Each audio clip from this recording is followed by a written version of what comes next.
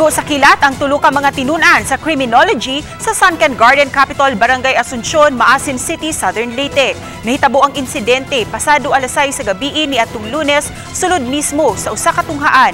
Ang tulo ka mga biktima giila nga sila si Jundel Raga Suganop, 19 anyos, taga Barangay Baugo, Maasin City; Alexis Baron de Vera, 20 anyos, taga Barangay Basak, San Juan, Southern Leyte; ug si Cesar Ray Cruzada Batas, 21 anyos, taga Macrohon, Southern Leyte. Daling gida sa Southern Leyte Provincial Hospital ang tulo.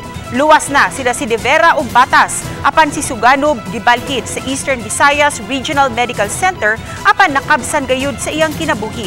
Nasayran nga ang tulo mitambong sa annual criminology activity sa Capitol Grounds dihang mikalit og uwan, mihangin ug dayon pagpangilat. Sa mensahe nga gipada sa tunghaan, gipadayag nila ang ilang kahinugon sa pagtaliwan ni Suganob. Nakahatag na usabog hinabang ang tunghaan ngadto sa biktima.